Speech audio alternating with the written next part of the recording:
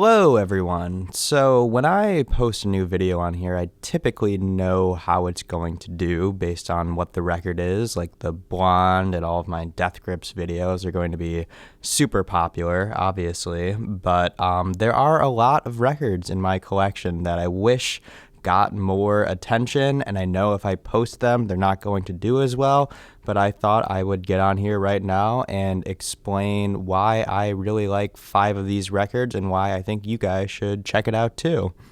So without further ado, let's start off with Clipping's Chain Jump 10-inch. Technically, it's untitled, but the 2 songs on it, one on each side, one's Chain and then one is Jump. And Clipping has been one of my favorite artists for as far back as I can remember, since their first mixtape, Mid-City. And this was a tour-only EP, actually, and it came out between their Mid-City and their first studio album with Sub Pop Records, CLPPNG, featuring 2 non-album tracks that I consider both to be within the pantheon of amazing Clipping songs. It's really a shame that this never got a wide release, never been on streaming or anything like that, and I hope that they correct this sometime soon. But in the meantime, I'm super glad I've had this 10-inch. I only got it actually a few years ago, but I've wanted it forever, and I'm glad I got it at the right price. I got some nice Mid-City postcards along with it. And yeah, I can't say enough nice things about this. You guys should check out these 2 songs if you haven't heard them already, and check out this record. I love the art on it as well. Up next, yet another one of my favorite artists, Parquet Courts, teaming up with Daniel Lupi and Karen O from the Yeah Yeah Yeahs for the collaborative album Milano. Now, this came out after the biggest hit of Parquet Courts' career, their Wide Awake album, but for whatever reason, this just did not get the attention that I think it deserved. It's a super nice, polished, glossy record that maybe didn't feature the best set of Parquet Courts songs, but there's still a lot of really impressive stuff here, and songs that I would consider to be some of their best, like Mount Napoleon, Soul and Cigarette, Pretty Prizes, and this whole thing caps off with a really, really cool instrumental piece at the end, Cafe Flesh. Now, I actually got the cream-colored version from Vinyl Me Please, and it seems like they could not get rid of this thing fast enough. I think when I actually got it, it was around like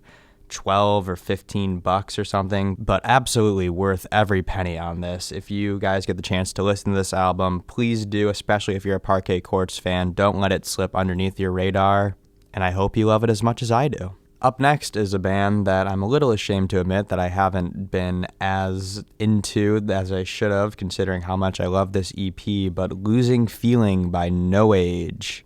So this is their 2009 EP that came out after their breakout 2008 album, Nouns. And for my money, this is just 4 perfect songs, perfectly sequenced. I could listen to this thing endlessly. It's kind of like the best 13-minute noise rock song that I can think of. We start out kind of slow with a big tension release on Losing Feeling, kind of dips down in intensity a little bit, a little more psychedelic on Genie, and then the instrumental Aim at the Airport is super weird, super fun, and then You're a Target is one of the most explosive noise rock songs. I can just go out and run and punch shit listening to it. So good. And when I got it, I had actually never listened to No Age before. I was just, I think it was for like $8 at my local record store, and I had heard the name before, so I decided to give it a look, and I haven't looked back since. It's amazing. So yeah, super underrated EP. Give this a listen. I am also going to mention a little bit of an anomaly here. This is a white labeled 10-inch from the band Spoon. It's 3 of their singles from their They Want My Soul album, Rent I Pay, Do You, and one of their best songs, Inside Out. And it came to me for free for pre-ordering their They Want My Soul album under a program called Vinyl Gratification. Super weird, not a lot of information about it out there. The only 2 artists that actually released under the Vinyl Gratification label were Local Natives and Spoon, both Loma Vista artists.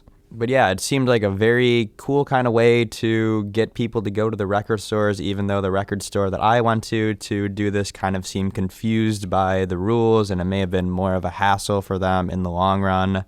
But I love these 3 songs, obviously, and I'm super interested by the mystery of what the idea behind vinyl gratification was. So if anyone has any information about the inner workings of vinyl gratification, please let me know. I really want to make a video about this later. And finally, I want to give it up for a kind of a forgotten band that I got into at the start of my big musical journey in life, I guess, and that is Zorch with their album Zorch. This album came out around the same time that I was super into Animal Collective, and I just wanted more things that sounded like Animal Collective, and these guys really delivered while also adding some really fun danceable elements, really maximal despite there only being 2 guys in the group. I believe it's just one guy playing synthesizers and one guy doing insane, frantic drumming that I just love so much. And it's really a shame this group got lost to the sands of time. They were signed to the Sargent House label. They made a minor splash when this came out. There were some blogs that were picking up on this. I believe I downloaded this song for free from Amazon Music or something like that. So they had a press team behind them, but I don't know why. They just kind of never caught on. The last I've seen from them, they were working on a new album in 2017 that appeared to never come out. But yeah, I can't say enough nice things about this album. I'm glad that we got it while they were still around, and absolutely one of the most underrated albums in my opinion. Please give this a listen if you have not listened to it.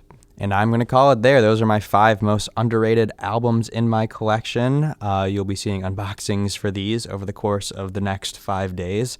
And yeah, thank you for listening. Thank you for watching. And please give these albums a listen. I will vouch with my head on the line for all of these. Okay, bye.